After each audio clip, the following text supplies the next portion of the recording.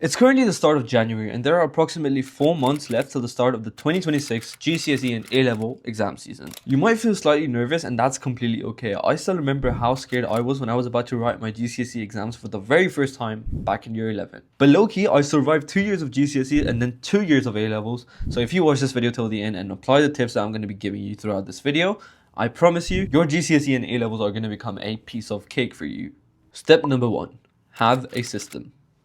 One of the biggest mistakes that I made back in A-levels was that I never truly locked in. I mean, I would still revise obviously, but I had no system to actually track what I was doing or whether it was even working. There's a saying that says, what gets measured gets managed. And if you don't track what you're doing or what you're revising, you're basically just playing a guessing game. For example, if you complete a past paper, but you don't go over the questions that you got wrong, how on earth do you expect yourself to, focus on your weak points and actually understand where you're going wrong? To fully lock in, you must have a system where you can track your syllabus progression, your past paper scores, and even your exam results. To fix that, I built the most simple yet perfect productivity system specially designed for GCSE and A-level students. It helps you track your subjects, topics, past papers, and weekly revision so that you always know what you should be doing next. I built it on a basis of what I wish I had back when I was doing my A-levels. So if you want the exact system that you can use to stay locked in over the course of the next 4 months, check out the first link in the description below. Tip number 2, time management.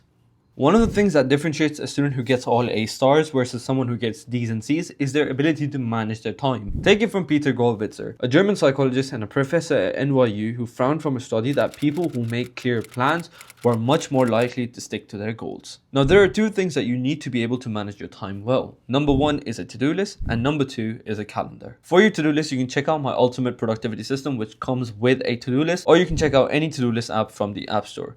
And for your calendar, I would highly recommend you go for Google Calendar as it is the most effective one and the most simplest one to understand. The way you're going to manage your time is pretty simple. You're going to write down tasks on your to-do list for every single day of the week. So 7 days a week, you sit down on Sunday and you write it for all 7 days of the week. Don't write more than 4 to 5 tasks for every single day on your to-do list. Now, once you've done your to-do list, go to Google Calendar and use those things you wrote on the to-do list, your tasks on the to-do list, and time block them in your Google Calendar. The most important task goes straight to the first task of the day. So if you wake up at 9, the task you're supposed to do at 9:30 is going to be the most important one. And then you can go in order of the most importantness.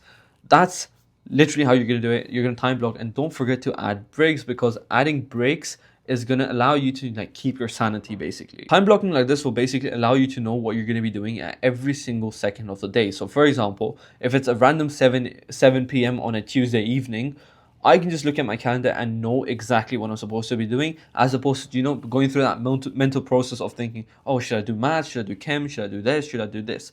Just once you make a calendar, you know exactly what you're meant to be doing. Tip number 3, using the correct study techniques.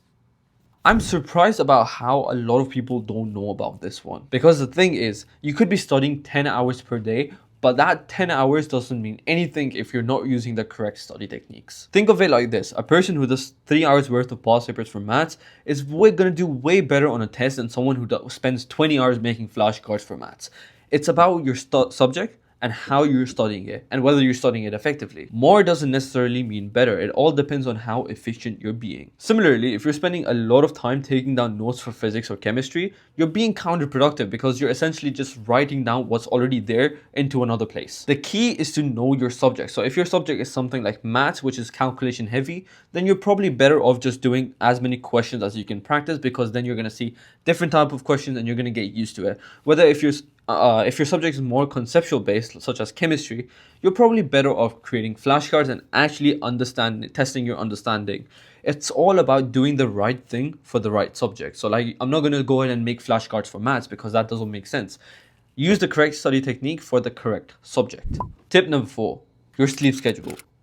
Okay, let's be real. The thing is, the closer it gets towards the exam season, or when the closer exams come, the worse our sleep schedule gets. And don't worry, you're not alone, because it happened to me as well. Now, let me tell you why this is the worst decision that you make. Sleeping late is the worst decision that you can make. I used to stay up till 4 a.m. some nights, and then I would occasionally also order food. And then that basically turned me into the biggest fat ass in the world.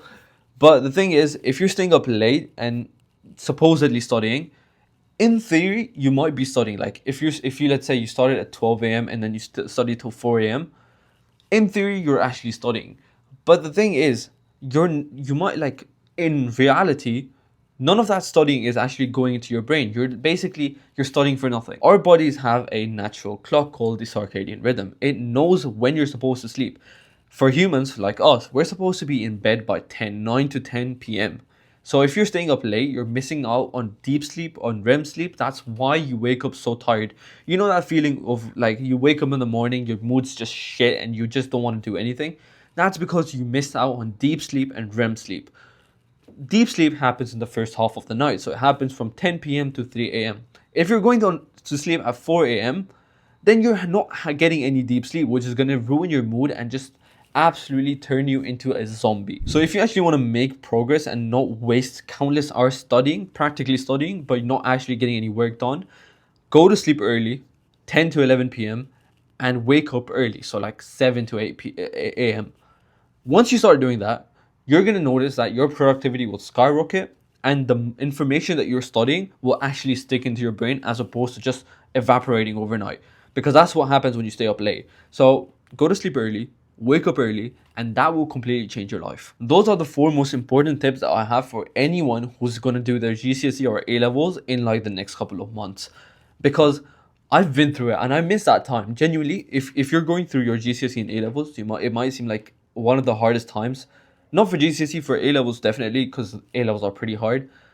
But enjoy it, because honestly, now that I'm in a complete new country, finished my GCSEs, finished my A levels, now in uni, and I'm not gonna be ashamed to say it, I miss those times, like going hanging out with friends in school, doing all that dumb stuff in class. Like, make the most out of it, because you never know when it's basically you're gonna blink and everything's gonna end, and you're gonna be grown-ups with kids and being married and all that stuff, right?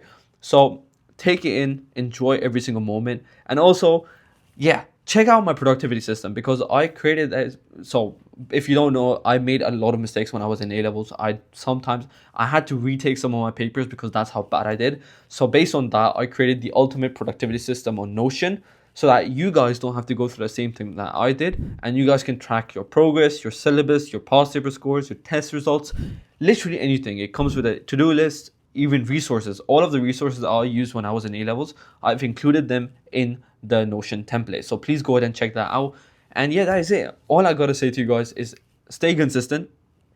Consistency beats motivation or any time of the day, and just enjoy the process, because too many times you're just stressing about, oh, what if I do bad? What if I do bad? Just breathe and take it in. Enjoy A levels. Like, they're hard, yes, but they're not as hard as you think. If you stay consistent and you study regularly, you'll be fine. So make sure to enjoy your time with your friends. That's absolutely essential, because memories will stay forever. Anyways, that is it for today's video. I really, really hope that you enjoyed it. Go ahead and check out 2 of these videos right here, and check out my Notion template in the description below. And I'll see you with another video very soon. Take care and goodbye.